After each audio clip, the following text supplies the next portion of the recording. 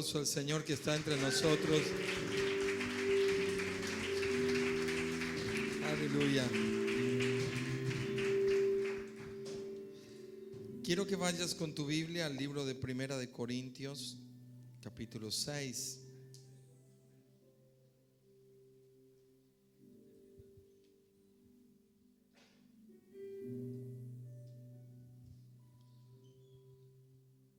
Estoy expectante de compartir con ustedes esta palabra.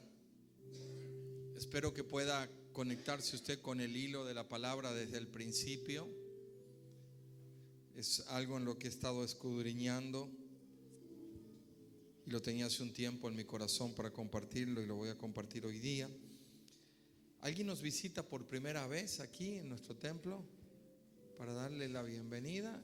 ¿Alguien está por primera vez o ya todos han venido en algún momento? ¿Sí? Allá. Bienvenida. ¿Alguien más está por primera vez? Los demás ya estamos todos de casa. Bueno, mirarlo al que está a la parte y decirle re bienvenido entonces. Los que vinieron el día jueves, tuvimos una noche impresionante con los apóstoles Guillén. Los que no vinieron se lo perdieron. Si no viniste, te lo perdiste. Cuánto lo lamento. No dejes de aprovechar cada vez que tenemos la posibilidad de tener a alguien de parte de Dios. Pero si no viniste el jueves y viniste hoy, decir, hoy me voy a recibir todo. Amén. Muy bien. Necesito que tomes y te conectes con la palabra que voy a compartir, porque tiene un hilo conector, tiene algo que nos va a ir llevando en la enseñanza. Bájale un poquito, Abelito, un poquito menos. Primera de Corintios 6, versículo 12 dice: todas las cosas me son lícitas, mas no todas convienen. Todas las cosas me son lícitas, mas yo no me dejaré dominar de ninguna. Las viandas para el vientre y el vientre para las viandas, pero tanto el uno como el otro os destruirá Dios. Pero el cuerpo no es para la fornicación, sino para el Señor, y el Señor para el cuerpo. Y Dios, que levantó al Señor también, a nosotros nos levantará con su poder. ¿No sabéis que vuestros cuerpos son miembros de Cristo? ¿Quitará pues los miembros de Cristo y los hará miembro de una ramera? De ningún modo. ¿O no sabéis que el que se une con una ramera es un cuerpo con ella? Porque dice, los dos serán una sola carne. Pero el que se une al Señor, un espíritu es con él. Huid, verso 18, huid de la fornicación. Cualquiera otro pecado que el hombre cometiera está fuera del cuerpo, mas el que fornica contra su propio cuerpo peca. ¿O ignorás que vuestro cuerpo es templo del Espíritu Santo, el cual está en vosotros, el cual tenéis de Dios, y que no sois vuestro? Porque sabéis sido comprados por precio. Glorificad pues a Dios en vuestro cuerpo y vuestro espíritu, los cuales son de Dios. El apóstol Pablo, sin anestesia, sin suavizantes, aborda una temática súper interesante y compleja y confronta algunos pecados que los corintios era una iglesia que tenía por un lado una manifestación de dones tremenda, pero por otro lado tenían muchas cosas que resolver. Y el apóstol Pablo va tomando algunas y aborda en este caso algunos tipos de desórdenes que ellos tenían, pero no es ese mi tema central hoy día, sino que cuando él aborda algunos desórdenes que ellos estaban teniendo, fruto quizás de venir de una vida de libertinaje, una vida de fuera de la ley de Dios, fuera de los principios de Dios. Él les dice, ahora ustedes son cuerpos, son el cuerpo de Cristo, son miembros del cuerpo. Y no se puede unir el cuerpo de Cristo a algo que no está santificado. Y usa el ejemplo como de una mujer prostituta, una mujer que entrega su cuerpo por dinero. Y dice, Cristo no se puede unir a eso.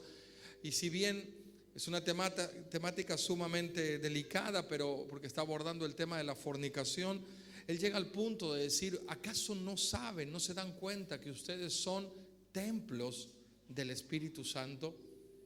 Y es ahí donde yo necesito poner la óptica, el foco para la palabra de esta noche. ¿Acaso no se dan cuenta que vuestros cuerpos son templos? Digan conmigo, soy templo. Esto no es el templo. Este es un edificio. Esto es pared, ¿sí? Esto es pared, esto es materiales. El templo del Espíritu Santo somos nosotros. Pero ¿por qué se nos representa a nosotros, a nuestros cuerpos, como el templo del Espíritu Santo? Porque hoy nosotros somos el templo del Espíritu Santo. Pero la historia no fue siempre así. Hubo un momento donde Dios sí habitaba en el templo físico. ¿Por qué? Porque antes de Jesús, ¿sí?, nosotros no teníamos acceso a la presencia de Dios. Y Dios, en su orden para relacionarse con el pueblo, se había montado toda una estructura de lo que era el templo. Y el templo tenía diferentes divisiones.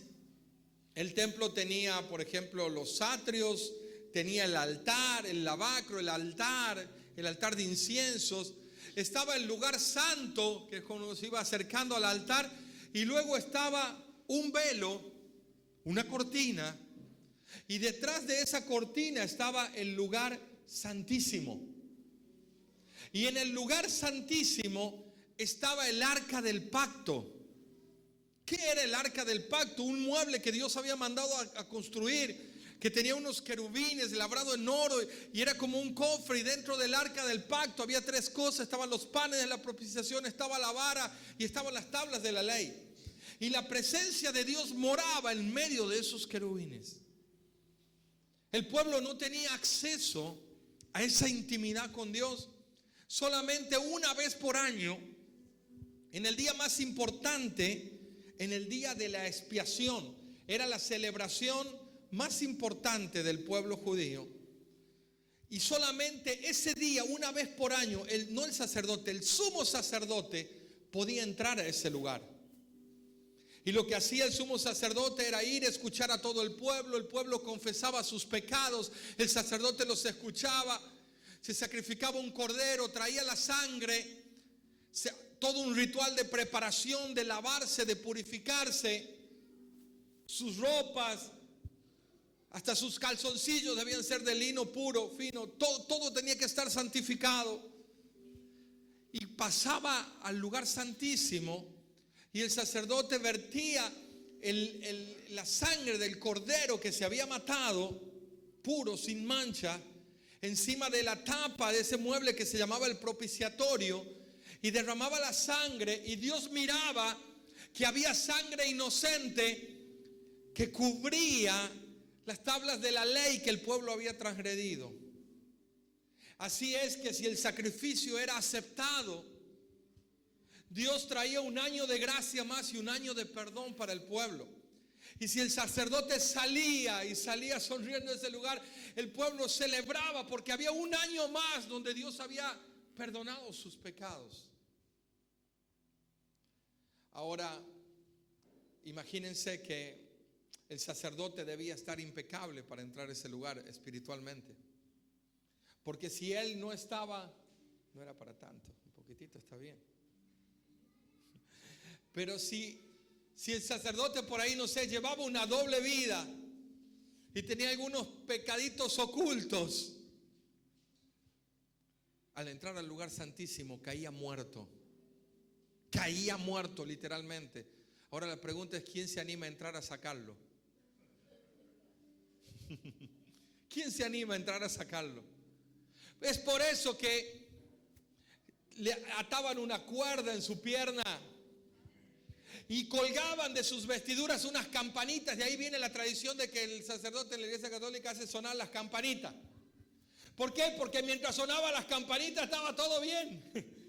Pero si las campanitas dejaban de sonar, de pronto, ¿cómo sonaban las campanitas? Yo sentí un ruido como de campanita ahí. ¿Ustedes sintieron? Yo escuché. ¿Vos hiciste? Ah, ok. Bueno, estamos con efectos especiales, no sabía. Yo digo, ¿qué pasó acá?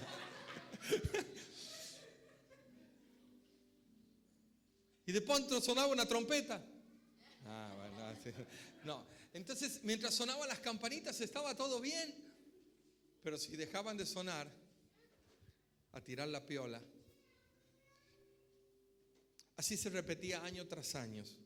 Cada uno de los elementos y las acciones de lo que era el día de la expiación, sin duda tenían un significado profético, mesiánico, que Cristo vendría a cumplir en la cruz del Calvario, que Jesús vendría a reemplazar toda esa ceremonia, ¿sí?, para traer el perdón a nuestros pecados. Pero quiero que entienda que en ese lugar, ahí atrás estaba el arca del pacto. Imagínense lo que significaba el arca para el pueblo. Algo tan sagrado, tan puro, porque ahí Dios habitaba en medio de ese pueblo. Todo giraba, la vida espiritual del pueblo, todo giraba alrededor del arca del pacto donde estaba la presencia de Dios. Pero cuenta la historia que un día muy triste, un día muy lamentable para Israel, el arca del pacto fue arrebatada de sus manos. El arca del pacto se la robaron sus enemigos, los filisteos. Y a partir de ahí comienza un recorrido, un viaje, el arca del pacto. Yo he llamado este mensaje el apasionante, temeroso y glorioso viaje del arca del pacto. ¿Anotó todo eso? Así que quiero que vaya conmigo a 1 Samuel capítulo 4.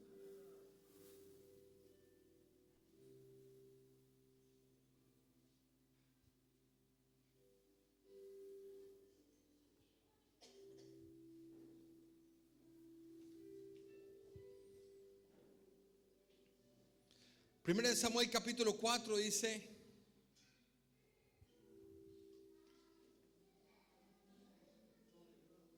y Samuel habló a todo Israel. Por aquel tiempo salió Israel a encontrarse en batalla con los filisteos y acampó junto a Ebenezer, y los filisteos acamparon en Afec. Y los filisteos presentaron la batalla a Israel. Y trabándose en combate, Israel fue vencido delante de los filisteos, los cuales hirieron en batalla en el campo como a unos 4,000 hombres. Cuando volvió el pueblo al campamento, los ancianos de Israel dijeron: ¿por qué nos ha herido hoy Jehová delante de los filisteos? Traigamos a nosotros de Silo, del templo, el arca del pacto de Jehová, para que viniendo entre nosotros nos salve de la mano de nuestros enemigos. Y envió el pueblo a Silo, y trajeron de allá el arca del pacto de Jehová de los ejércitos, que moraba entre los querubines, y los dos hijos de Elí, Ofnis y Fines, estaban allí con el arca del pacto de Dios. Sígame por favor. Y aconteció, versículo número 5, y aconteció que cuando el arca del pacto de Jehová llegó al campamento, todo Israel gritó con gran júbilo, a tal punto que la tierra tembló. Miren lo que era eso tremendo. Cuando los filisteos oyeron la voz de júbilo, dijeron: ¿qué voz de gran júbilo es esta en el campamento de los hebreos? Y supieron que el arca de Jehová había sido traída al campamento. Y los filisteos tuvieron miedo, porque decían: ha venido Dios al campamento. Y dijeron: ay de nosotros, pues antes de ahora no fue así. Ay de nosotros, ¿quién nos librará de la mano de estos dioses poderosos? Estos son los dioses que hirieron a Egipto con toda plaga en el desierto. Esforzaos, os filisteos, y sed hombres para que no sirváis a los hebreos como ellos os han servido a vosotros. Sed hombres y pelead. Y pelearon pues los filisteos a Israel, y fue vencido. Y huyeron cada uno a sus tiendas. Y fue hecha una gran mortandad, pues cayeron de Israel 30,000 hombres de a pie. Y el arca de Dios fue tomada, y muertos los hijos de Elí, Ofnis y Fines. Ponga un punto ahí, porque esto comienza de una forma sorprendente. El pueblo de Israel sale a la batalla con los filisteos. Y dice la Biblia que de pronto los filisteos prevalecen contra ellos y mueren como creo 3,000 o 4,000 en la primera batalla. Y los israelitas empiezan a llorar y a decir: ¿por qué nos ha abandonado el Señor en esta batalla? ¿Por qué no nos ha respaldado? ¿Por qué no ha estado con nosotros como en otras batallas? Todo tiene un contexto y todo tiene una historia alrededor. El pueblo de Israel venía en una decadencia espiritual sin precedentes. De hecho, todo estaba contaminado. Para aquel tiempo el sumo sacerdote era Elí y sus hijos, Hofni y Finehas, eran dos atorrantes tremendos. A tal punto que no había visión, no había palabra dentro del pueblo. Esa es la situación espiritual del pueblo. Y sin duda que ante una batalla con el enemigo se ve reflejada la ausencia del respaldo de Dios en esa batalla. Israel sufre un golpe tremendo. Entonces ellos reaccionan y dicen, miren lo que ellos dicen: ¿por qué nos ha pasado esto? Mejor traigamos el arca del pacto y la traigamos acá al campamento de batalla con nosotros. Quizás pensando que si traían el arca del pacto, las cosas iban a cambiar. Buscando tomar la presencia de Dios como un amuleto para solucionarme las cosas en el momento difícil. La historia es increíble porque hay detalles y similitudes, cosas que no han cambiado hasta el día de hoy.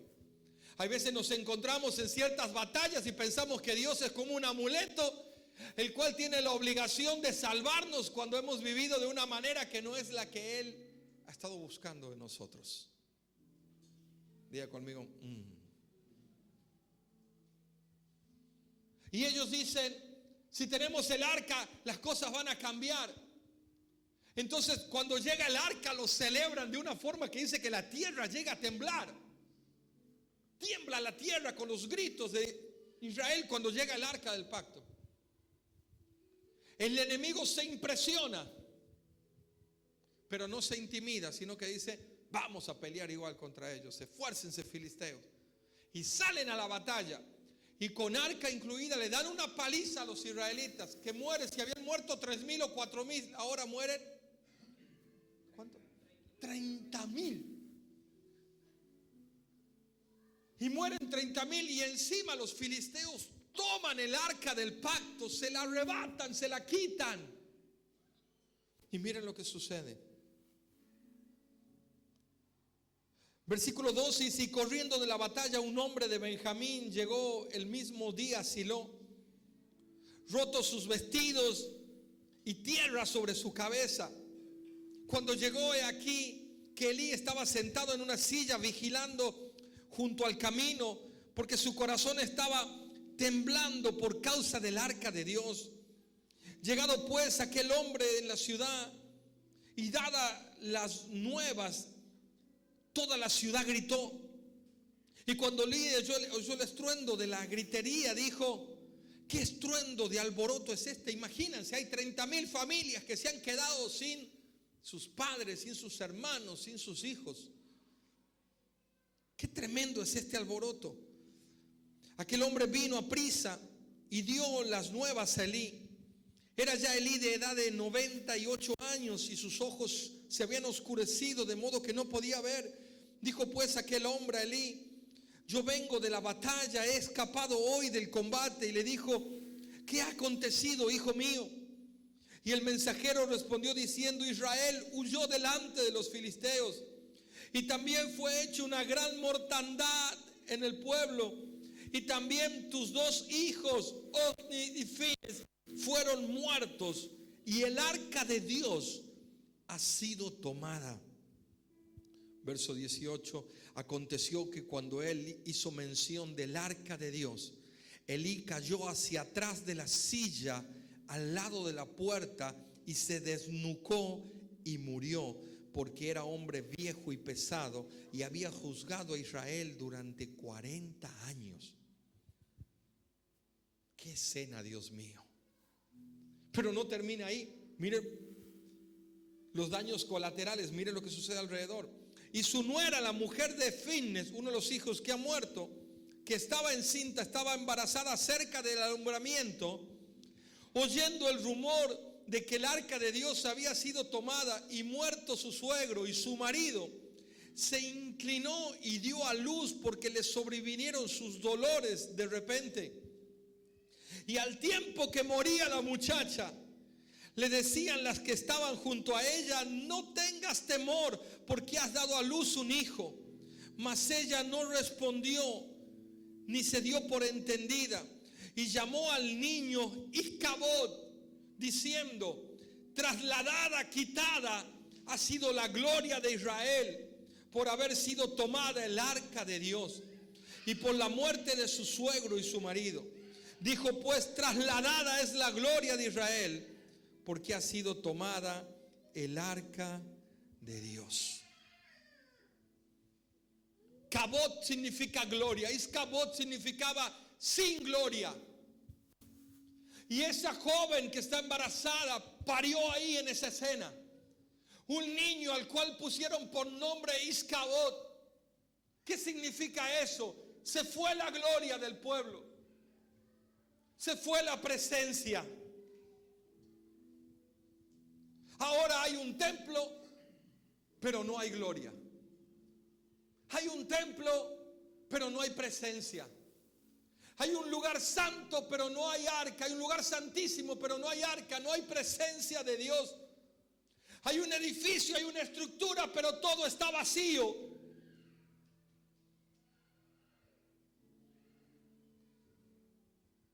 Una ciudad sin gloria. Un templo sin gloria. Una ciudad sin gloria. Vidas sin gloria, sin presencia de Dios. Iscabot es la gloria, se ha ido, se ha apartado.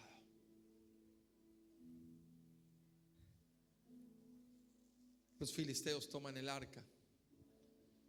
Israel se sumerge en una profunda decadencia espiritual, sin gloria y sin presencia de Dios en medio del pueblo. A partir de aquí el arca tiene 8 estaciones. Digan conmigo, 8 estaciones. Haga de cuenta que usted arranca en Retiro. Y bueno, yo el que tomo, el que pasa por Villa del Parque, el único que me sé, pero Retiro y viene por Villa del Parque. A ver, ayúdeme. Retiro, y la primera, ¿cuál es? Palermo. Después tiene Villa Crespo, Paternal, Villa del Parque, Devoto. ¿Cómo? Sáenz Peña. Santos Lugares se llama la número 7. Uy, qué interesante. Mire, justo agarré la línea esa del tren, ¿no? Santos Lugares. ¿Y la 8? Casas. Está interesante. ¿Habrá algún rema ahí? 7 estaciones a partir de este momento que el arca es capturada. Vaya conmigo a 1 Samuel 5, porque Dios te va a hablar en cada una de ellas. La primera es 1 Samuel 5. Dice: cuando los filisteos capturaron el arca del pacto de Dios, la llevaron desde Ebenezer a Asdod. Y tomaron los filisteos el arca de Dios y la metieron en la casa de Dagón, un dios filisteo. Y la pusieron junto a Dagón.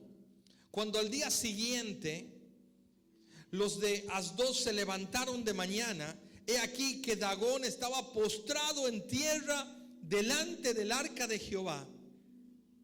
Y tomaron a Dagón y lo devolvieron a su lugar. Mírenme acá un momento. Dagón, no dragón. Dagón era un dios filisteo que era mitad hombre y mitad pez.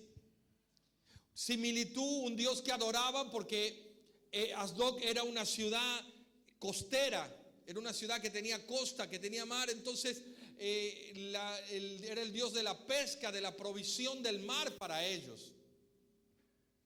Muy venerado entre los filisteos. Y ahí era inmensa la imagen de Dagón que estaba en el templo. Los filisteos, como tomaron algo que entendían que era como sagrado, trajeron y la pusieron al arca delante de la imagen de Dagón. Y todos se fueron a dormir. Y al día siguiente dice la Biblia que cuando fueron y entraron al templo, la imagen de Dagón estaba tendida, estaba de boca caída delante del arca del pacto. ¿Qué hicieron estos hombres? Miren, versículo 4 dice, y volviéndose, versículo 3 dice, cuando al día siguiente los sacerdotes se levantaron, vieron que estaba delante del arca de Jehová, y tomaron a Dagón y lo volvieron a levantar en su lugar. Digan conmigo, lo volvieron a poner en su lugar. Y volviéndose a levantar de la mañana del día siguiente, he aquí que Dagón había caído postrado en tierra delante del arca de Jehová, pero la cabeza y las manos de Dagón estaban cortadas y separadas en el umbral, habiéndole quedado a Dagón solamente el tronco. Ahora entran y Dagón está decapitado y tiene las manos cortadas. ¿Cuántas cosas hay para aprender acá? Número uno, ellos toman el arca del pacto, algo sagrado, y lo meten en un templo. Y el arca del pacto sagrado tiene que compartir el templo con un dios pagano como era Dagón. Y yo comienzo a pensar, ¿cuántas veces tratamos de meter lo sagrado en templos que están contaminados por dioses y por cosas que no son las que Dios quiere? Porque arranqué la palabra en Corintios cuando Pablo dice, ¿acaso ustedes no saben que son templo y que no pueden contaminar el templo con cosas que a Dios no le agrada? Lo primero que sucede es que Dagón cae postrado delante del arca. Es que donde entra la presencia de Dios, todo tiene que postrarse y rendirse delante de Él. Ahora, el pueblo de Israel había sido derrotado, pero no había sido derrotado el Dios del pueblo de Israel. El poder y la autoridad, aunque el pueblo a causa de su pecado y a causa de sus descuidos, de su frialdad, a causa de sus falta de límites, a falta de no hacer las cosas bien, había sido derrotado, pero no había sido derrotado el Dios de ese pueblo. Y estando en el templo de Dagón, Dios va a dejar bien claro que Él sigue teniendo la autoridad y el poder sobre los reinos de la tierra. Lo que estoy diciendo es que Dios no está sujeto a tus errores, a tus caídas, a tus límites o a los que fueron tus batallas perdidas. Dios puede levantarse por medio de su poder en medio de esa situación y dejar en claro que Él sigue siendo Dios y que sigue sentado en el trono, y que los dioses de la tierra se tienen que postrar delante del Dios verdadero. Levanta tu mano y di, Él sigue siendo Dios. Por encima de mis caídas, Él sigue siendo Dios.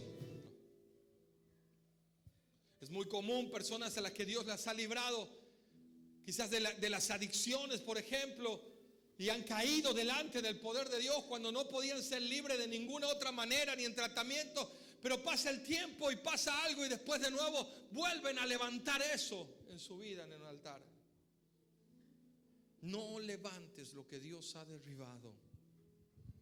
No vuelvas a levantar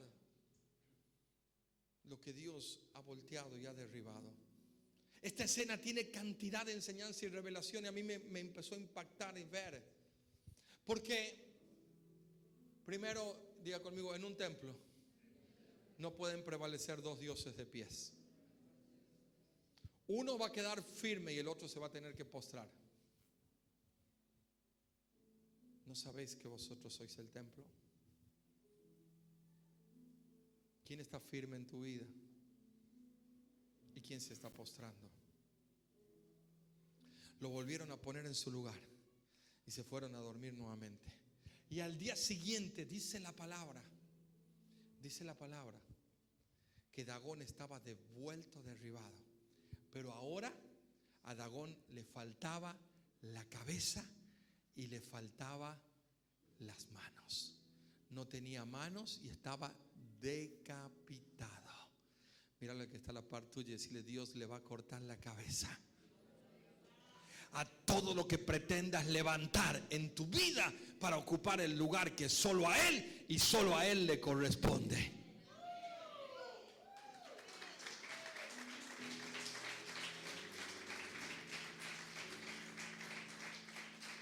Hey, hey. Dagón era un dios filisteo. ¿Qué era? Un dios filisteo. Cada una de estas ciudades, había 5 ciudades principalmente, las ciudades filisteas. Asdod es una de ellas. Y aquí proféticamente, ya se puede ver a una potestad cayendo y cortándole la cabeza. Una potestad filistea cayendo y ¿saben lo que yo veo ahí? Aunque todavía no ha llegado su tiempo y a su escena, yo ya veo a David cortándole la cabeza a Goliat. Cayó Dagón delante del arca y la cabeza tuvo que rodar. Que Dagón esté ahora con la cabeza cortada y con las manos cortadas significa: sin cabeza no me dominará más, no me manipulará más. Sin manos significa: no me podrá abrazar más, no me podrá retener más. Alguien sin manos no puede retenerte. Alguien sin cabeza no puede manipularte. Y la Biblia dice que delante del arca, delante de la presencia, Dagón fue decapitado y fueron cortadas sus manos. Hoy vengo a profetizar que delante de la presencia de Dios, toda potestad que te gobernaba, que te atrapaba, que te manipulaba, se le va a cortar la cabeza y se le va a cortar las manos en el nombre santo, en el nombre de Jesús. Ahora miren lo que sucedió. Siga conmigo leyendo. Y la cabeza de Dagón y las palmas de sus manos, estoy en el versículo 4 del capítulo 5, estaban cortadas sobre el umbral, habiéndose quedado a Dagón solamente el tronco. Por esta causa los sacerdotes de Dagón y todos los que entran en el templo de Dagón no pisan el umbral de Dagón, del dios en Asdod, hasta el día de hoy. Versículo número 6.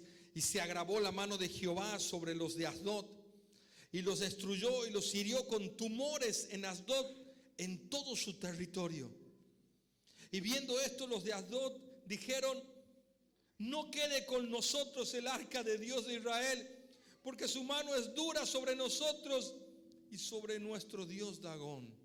Présteme atención. El arca era algo que Dios había dado para que Dios acompañe al pueblo con su presencia y el pueblo sea bendecido a causa del arca. Pero ahora el arca está haciendo desastres en Asdod. ¿Y por qué el arca, que había sido diseñada para que Dios traiga la bendición sobre el pueblo, está haciendo desastres en Asdod? ¿Qué cambia de escenario? La forma en que debía tratarse y cuidarse el arca del pacto. Había todo un orden sacerdotal, por decirlo de una manera, un protocolo santo para manejarse con el arca. Y nada de eso los filisteos conocían ni hacían. Ahí no había temor reverente a lo santo. Y es el problema cuando alguien pierde el temor a lo santo, a lo reverente, a lo que es de parte de Dios. Venir a congregarte, a ser parte de la iglesia, debería generar en ti un temor santo, una reverencia por lo santo del Señor. Sin embargo, a veces lo tomamos tan livianamente que por cualquier otra cosa cancelamos lo que es santo para Dios. La adoración, las ofrendas, la cena, podría hablarte de todo lo que debería ser para nosotros, la intimidad, la oración, la comunión, la que debería tener un carácter santo y cómo tratamos esas cosas en nuestras vidas. Sin embargo, a veces la tratamos tan livianamente. Los filisteos no conocían nada de esto. Entonces el arca, diseñada para traer bendición en un lugar, está trayendo mortandad en la ciudad de Asdod. Y ellos entran en crisis y dicen: no queremos el arca entre nosotros, porque es fuerte la mano de ese Dios contra nosotros y contra Dagón. Versículo 8: convocaron pues a todos los príncipes de los filisteos y le dijeron: ¿qué haremos del arca de Dios de Israel? Y ellos respondieron: pasad del arca de Dios de Israel a Gat, pasadla para la otra ciudad. Aquí les va. Y pasaron, miren, pasarla a Gat y pasaron allá el arca de Dios. Y aconteció que cuando la habían pasado, la mano de Jehová estuvo contra la ciudad con gran quebrantamiento y afligió a los hombres de aquella ciudad, desde el chico hasta el grande, y se llenaron de tumores. Ahora está en la ciudad de Gat. ¿Sabe de quién es Gat? ¿A qué te suena Gat? ¿Quién era de Gat? Goliat. Esa era la ciudad de Goliat. Era oriundo de Gat. Era la ciudad de los gigantes. Y ahora llegan los de Asdod, no saben qué hacer y mandan el arca para Gat. Dice: ahí les va un regalo. Y cuando llega el arca a Gat, la gente le salen tumores y empieza a morir.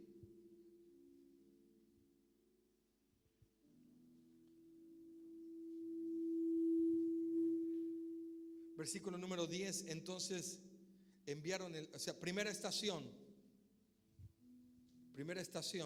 Asdod, la confrontación con Dagón. ¿Quién es el Dios que está en pie? Segunda estación, la segunda estación es Gad. La gente se enferma, se comienza a morir, le salen tumores. La están pasando muy mal. No saben cómo manejarse con el arca. No saben qué hacer con la presencia. No conocen. No están instruidos para eso.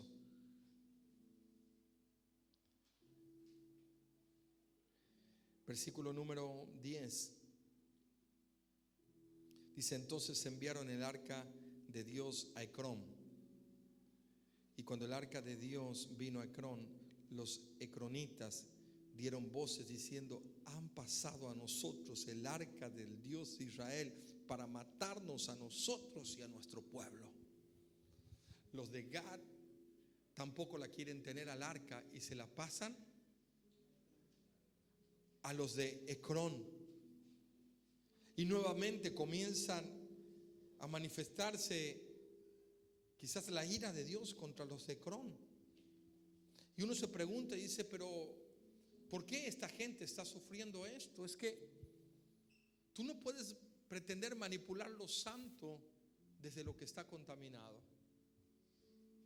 Y cada una de las enseñanzas en la palabra son un mapa de revelación para nuestras vidas.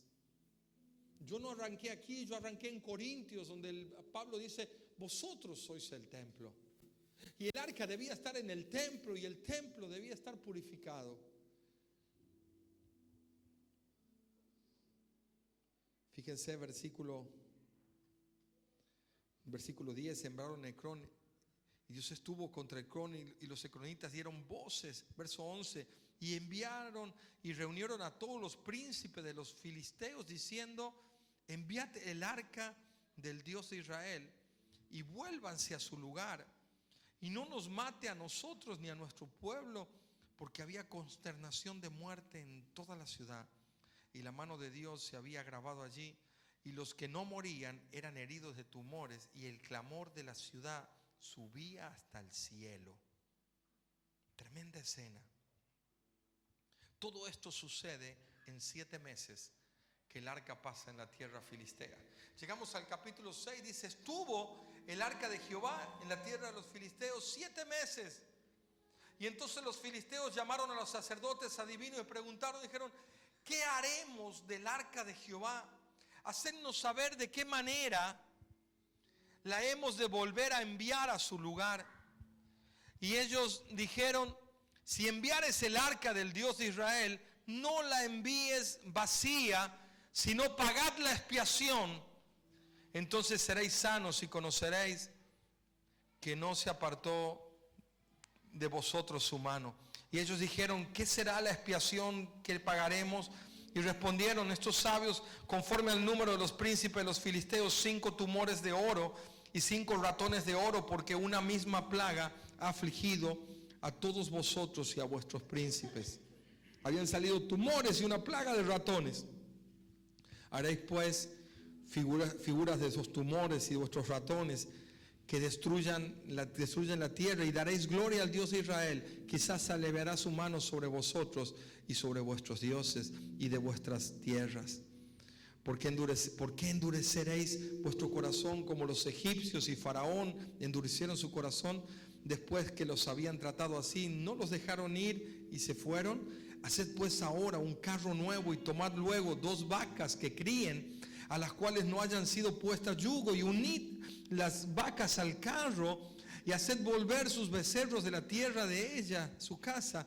Tomaréis luego el arca de Jehová y la pondréis sobre el carro, y las joyas de oro que la habéis de pagar en ofrenda por la culpa los pondréis en la caja al lado del arca, y dejaréis que ella se vaya.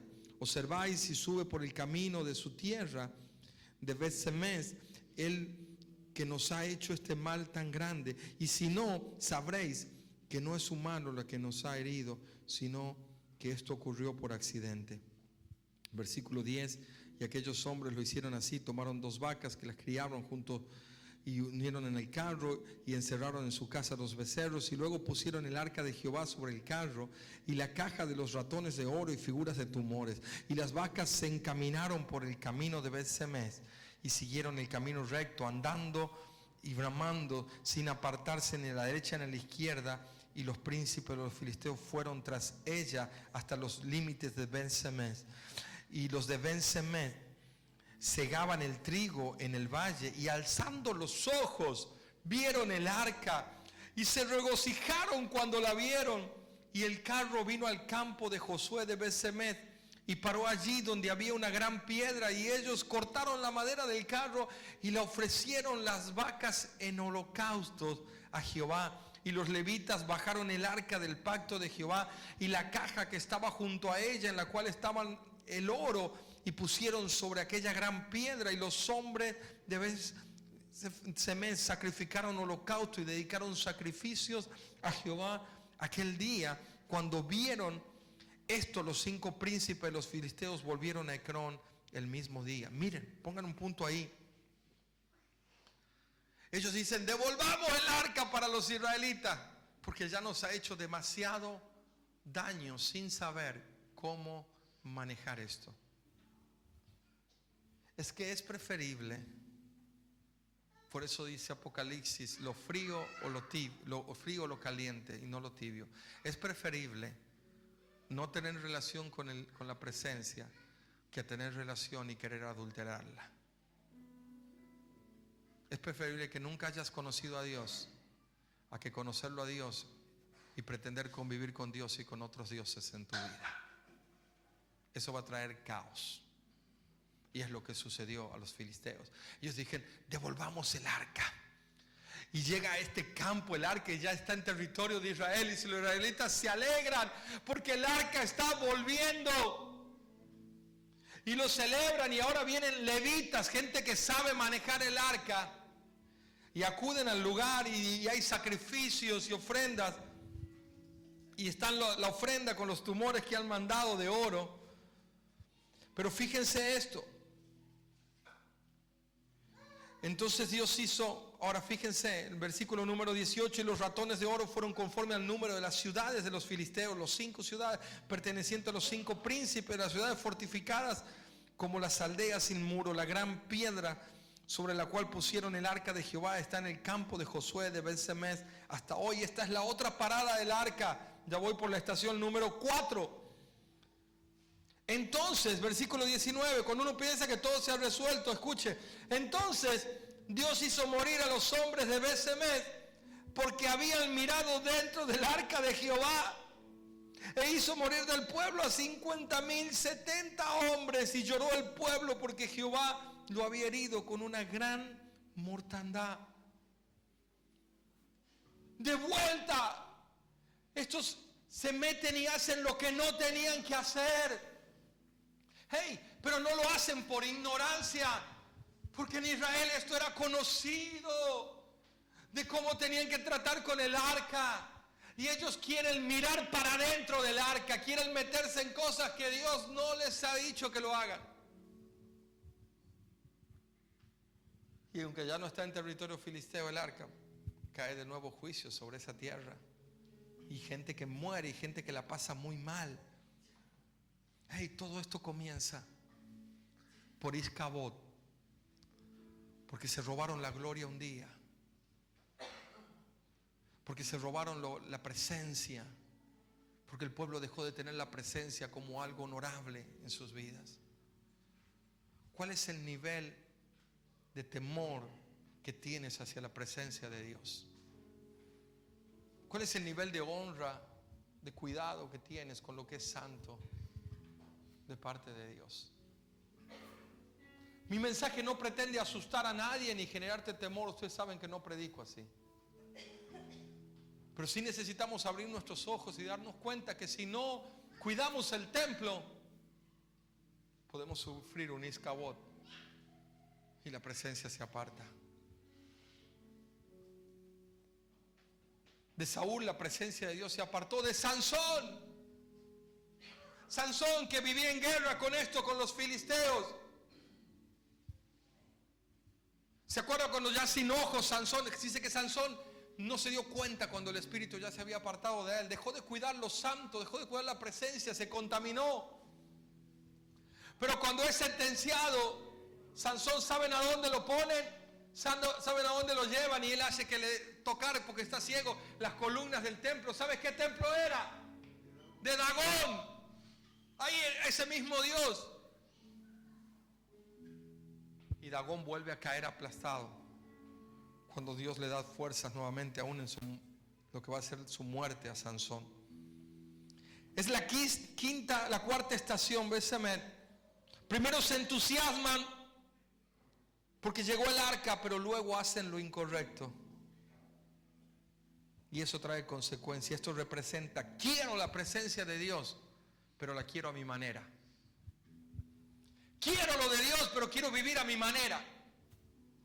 Eso representa esta cuarta estación de Bet-Shemesh. Ellos se alegraron porque llegó el arca de nuevo, pero querían seguir haciéndolo y manejándose a sus formas, a mi manera. ¿Se acuerdan de esa canción? A mi manera, a como yo quiero. Hey, no es a tu manera. Es a la manera de Dios. No, mis hijos se ríen porque acá hay algo familiar, estoy tranquilo. Un día ellos estaban como cantando una canción que decía, ¿cómo era? Go, vive a tu manera. Y mi esposa le dice, no es a su manera, es a la manera de Dios como van a vivir ustedes. Y soltó la palabra a la profeta. Esta cuarta estación, Bet-Shemesh, significa eso. Quiero Dios, pero quiero seguir con cosas que a Dios no le agradan. ¡Hey! Es incompatible.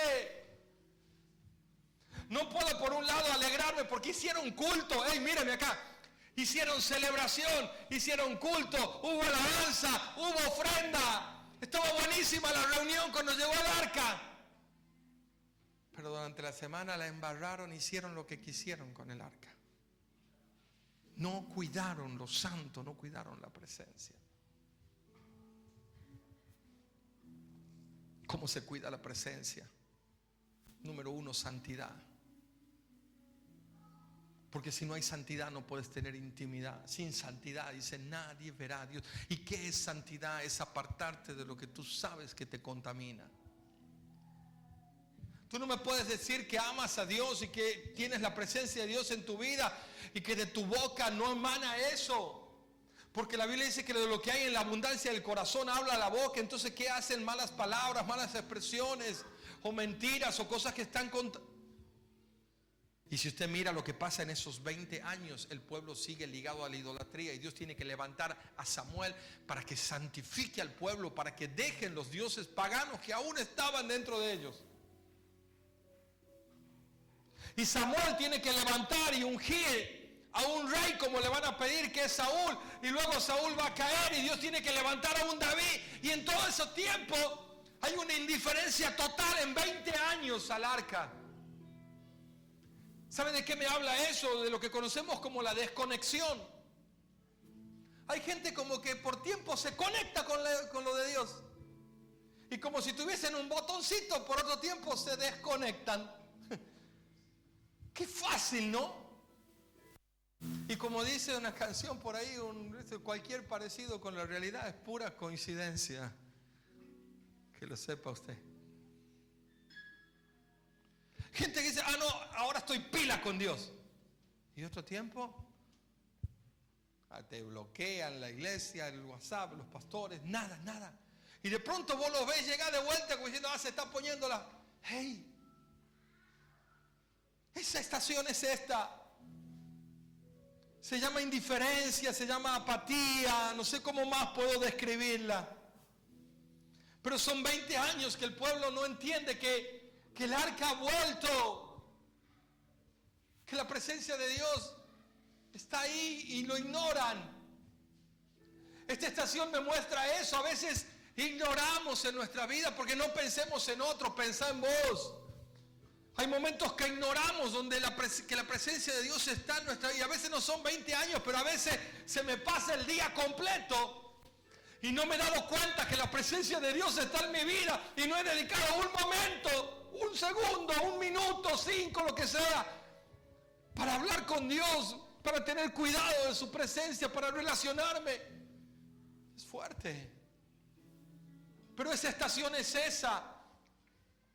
La que hace a la gente como vivir ajenos, indiferentes al arca y a la vida espiritual y al mismo Dios que habita entre nosotros a través de su Espíritu Santo. Pasan 20 años en Kiriat Jearim.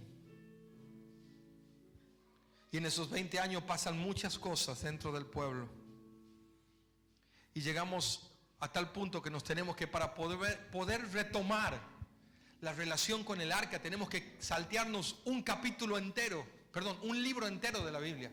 Porque estamos en Primera de Samuel, capítulo 7. Y para poder conectarnos de nuevo con el viaje del arca, tenemos que irnos a Segunda de Samuel, capítulo 6. Vaya conmigo, porque necesitamos tomar el viaje final del arca. Segunda de Samuel, capítulo 6.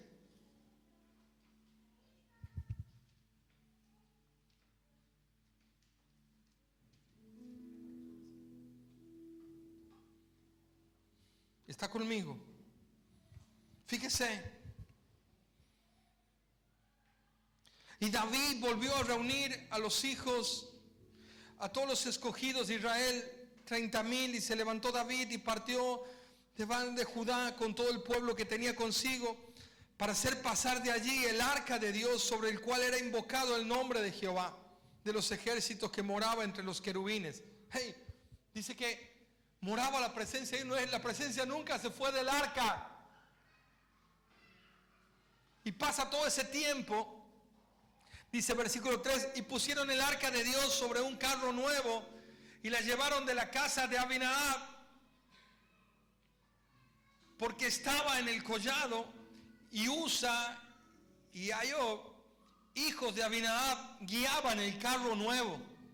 Y cuando los llevaban de la casa de Abinadab, que estaba en el collado con el arca de Dios, Ayob iba delante del arca. Y David y toda la casa de Israel danzaban delante de Jehová con toda clase de instrumentos, de manera de haya, y con arpas y salterio y pandero y flauta y címbalo. Diga, el arca está volviendo. David va y dice, vamos a traer de nuevo el arca. ¿Dónde la quiere llevar David? David la quiere traer a Jerusalén. David quiere poner el arca en Sion nuevamente, quiere ponerla en el lugar que debía estar. Y arma todo este operativo y vienen danzando y vienen celebrando y parece que la cosa se va reencaminando, ¿sí o no? Ahora miren, cuando llegaron a la era de Nacón, versículo 6, Usa extendió su mano al arca de Dios y la sostuvo porque los bueyes tropezaban. Y el furor de Jehová se encendió contra Usa y lo hirió allí por aquella temeridad y cayó muerto junto al arca de Dios. Y se entristeció David por haber herido Jehová a Usa, y fue llamado aquel lugar Pérez Usa hasta hoy. Y temiendo David a Jehová aquel día, dijo: ¿cómo ha de venir a mí el arca de Jehová? De modo que David no quiso traer para sí el arca de Jehová a la ciudad de David, y hizo que la llevaran a la casa de Obed-Edom. Hey, miren, la van a traer al arca y preparan un carro y ponen unos bueyes y emprenden el viaje. Y uno puede pensar y decir: están haciendo todo bien, pero no están haciendo todo bien. Porque en el cuidado de la presencia de Dios, buenas intenciones no alcanzan. Hay que hacer las cosas como Dios dijo o no hacerlas. No, pero yo tenía no alcanzan buenas intenciones. ¿Por qué? Porque nunca debían haber trasladado el arca de esa manera. ¿Estarías listo para que el arca diga: bueno, ¿quién la quiere? Yo creo que hasta el mismo David dijo: me parece que yo tengo que volver a casa y primero arreglar algunas cosas. ¿Qué cosas tendrías que arreglar hoy día para que el arca vaya a tu casa?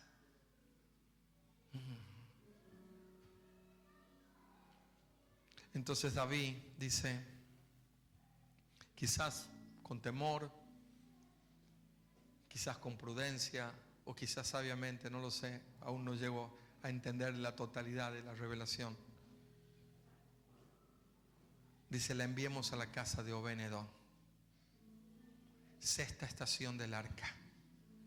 El arca llega a la casa de Obed-Edom. Y fíjense, versículo número 10 dice: de modo que David no quiso traer para sí el arca de Jehová a la ciudad de David, y la hizo llevar David a la casa de Obed-Edom geteo. Y estuvo el arca de Jehová en la casa de Obed-Edom geteo 3 meses. Y bendijo Jehová a Obed-Edom y a todo lo que estaba en su casa.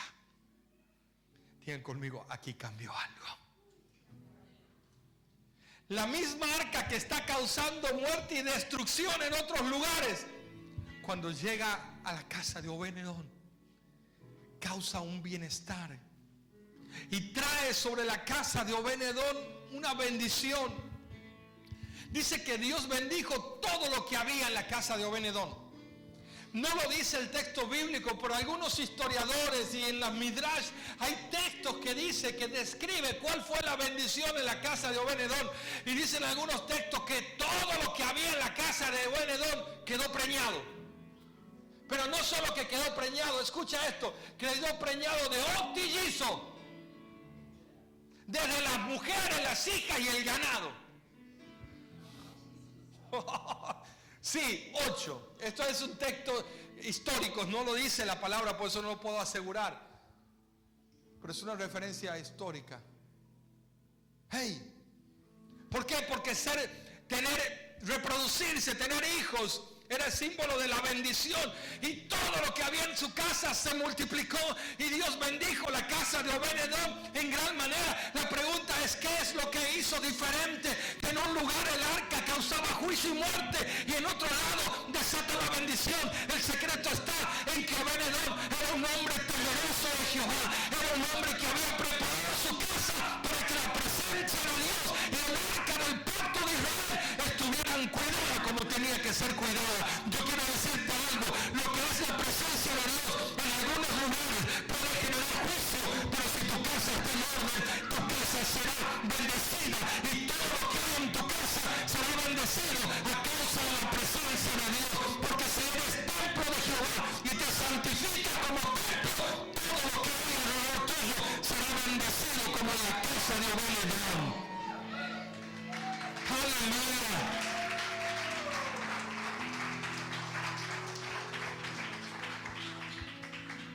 la sexta estación. Digan conmigo, yo quiero ser un Obed-Edom. Y en esos 3 meses yo me imagino que David resolvió cosas en su casa. Porque dice, versículo 12, fue dado aviso al rey David diciendo, Jehová ha bendecido la casa de Obed-Edom y todo lo que tiene a causa del arca de Dios. Entonces David fue y llevó con alegría el arca de Dios de la casa de Obed-Edom a la ciudad de David. Ya no en un carro, ya como tenían que llevarla. Fíjese conmigo. ¿Está leyendo? Dice, y cuando los que llevaban el arca de Dios, ve, en versículo 13, ahí llaman los que llevaban el arca de Dios, habían andado 6 pasos. Él sacrificó un buey, un carnero engordado, y David danzaba con toda su fuerza delante de Jehová, y estaba David vestido de un efod de lino. Así David y toda la casa de Israel conducían el arca de Jehová con júbilo y con sonido de trompeta, porque la gloria estaba volviendo a la casa.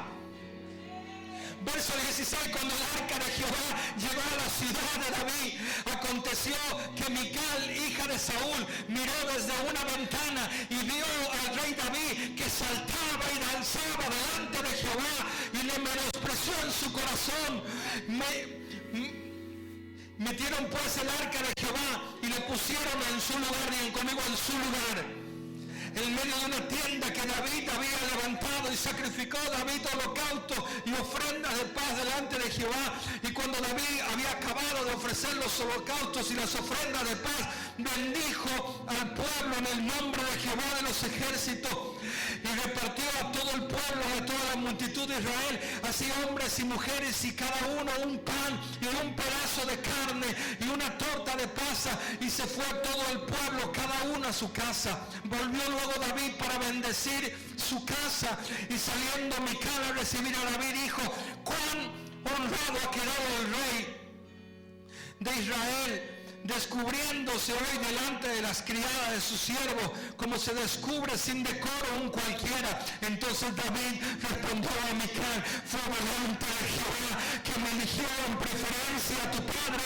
y a toda tu casa, para constituirme por príncipe sobre el pueblo de Jehová y sobre Israel. Por tanto, danzaré delante de Jehová, y aún me estaré y seré bajo sus ojos, pero seré honrado delante de las criadas de quienes has hablado. Y Mical, hija de Saúl, nunca tuvo hijos hasta el día de su muerte. Séptima estación del arca. El arca llega a Sión, a Jerusalén, y es restituida al lugar donde siempre tuvo que estar. Y David, que ha aprendido la lección, danzaba delante del arca. Y de ahí hemos sacado hasta esa canción, remolineando, ¿no? Por causa de él yo me haré más vil. Y esa escena fue extraordinaria, el pueblo celebrando, danzando, porque así como se levantó el clamor un día de Iscabod, la gloria se fue. La gloria estaba regresando a Israel. Y David estaba trayendo nuevamente el arca del pacto, la presencia de Dios, al templo. Yo te dije que el arca tuvo 8 estaciones, pero esta es la número 7. ¿Y cuál es la octava? ¿Cuál es la octava? Es que es el hijo de David, es el Mesías, el Cordero, el que le va a dar la estación octava, definitiva, al arca, a la presencia. ¿Y sabes cuál es la octava? Es tu corazón. Somos nosotros. Porque a partir del sacrificio en la cruz, que lo vamos a recordar ahora en la Pascua, dice la Biblia, que el velo del templo se rasgó de arriba abajo. Y desde ese momento, nosotros somos el arca donde habita la presencia del Señor. Vosotros sois el templo del Espíritu Santo. Ahora la presencia de Dios mora en tu vida, en nuestras vidas. Pero mi anhelo es que, y mi oración es que mirar este recorrido por el arca, que podríamos tomar cada uno de ellos para aplicarlo en nuestras vidas, y te animo que lo hagas. Ponga en ti el temor reverente a lo que es santo. No naturalices, no familiarices algo tan puro y tan precioso como es la presencia de Dios. No vivas ignorando que la presencia de Dios está en tu vida. Y si de pronto tu vida está como el templo donde hay todavía unos dagones, que caigan postrados delante de Dios, que se le corte la cabeza y las manos para que no te domine más, y que sea tu vida, que sea la presencia de Dios como en la casa de Obed-Edom. Que Dios bendiga todo lo que hay en tu vida y en tu casa. ¿Cuántos dicen amén? Para eso es necesario tener el cuidado que tenía Obed-Edom con el arca de Jehová.